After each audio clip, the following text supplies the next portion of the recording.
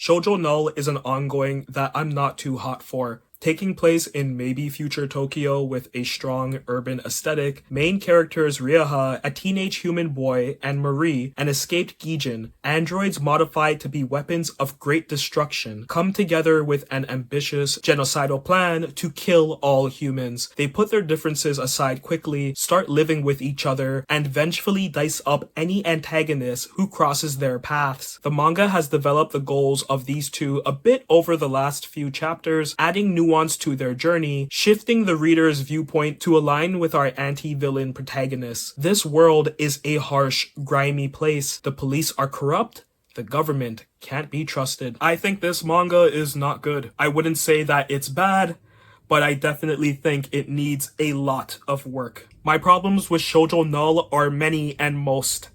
Let's get on with it. Marie needs consistency with her character. She's either a psycho bitch when she's normal or an extra spicy psycho bitch when she goes black hair. There's barely any dynamics to her. Meanwhile, the other characters are too dynamic. This was apparent from the first chapter, but every leading, supporting character flips their fucking lid at the drop of a hat. Just talking about it right now is raising my blood pressure. The art is so inconsistent. At times, it looks great. I like the miasma that Marie creates when she psychs out. I think the color pages are very good.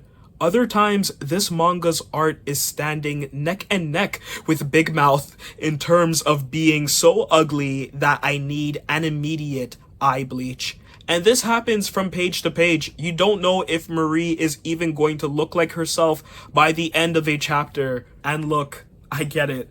Weekly manga woes, yada yada yada. But these chapters are just regular length, and comparing Shojo Null to some of its other peers, manga that has come out within the past 6 months or so in the magazine, it's not really stacking up too well. Only 3 months into publication, and we're being blessed with dog shit like this. The writing is also a bit haphazard. The addition of hacker boy Mimizuku has done absolutely nothing for this series. That was an introduction done too soon. I honestly think that Shojo Null should have been on a Monster of the Week type beat for about 10 or so chapters before committing to having a mission control trope help the characters out at every moment.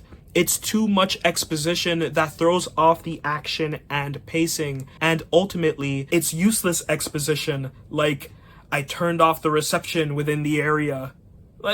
Yeah, we get that. We can see that happening. Mimizuku isn't really contributing anything at all. I really don't like seeing him waste page count in every chapter. I don't really get where the plot is going either. This series has a very gritty, bleak angle. Ryaha had a traumatic upbringing from a political father. He's an orphan, so I get why he's so laid back and unresponsive now, but in such a short period of time, he's teaming up with strangers and committing crimes that have already exposed his identity to the police. He's putting his life on the line to stop illegal Gijin trades, ripping up gangsters, killing YouTubers. Why? This unchecked behavior doesn't add up. I know why Maria is doing what she does, that makes sense, but Ryaha's commitment and conviction to this vigilante quest? Couldn't tell you. What are his motivations? Do you know? I don't. I don't think the mangaka knows either. Marie is honestly the only bright spot. I see the mangaka trying to add some humanity to the series with the trafficked Gijin children. I don't need to go deep into why that doesn't even make any sense. And there's definitely some world building / organization hinting happening in the recent chapter, but all of that contrasts negatively when you turn the page and Marie is cutting off someone's leg. I don't care that Ryaha gushes when Marie does chores around the house. I don't care if Mimizuki has good yet shrouded intentions. None of that overrides the fact that these two are mass murderers that kill with little discretion, even if who they kill are corrupt. The writer needs to commit to a tone and stick with it.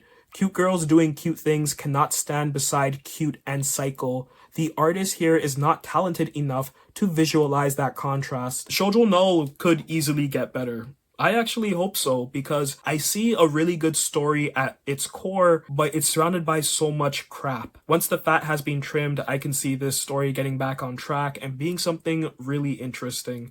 Fingers crossed. Until then though, 3 out of 10.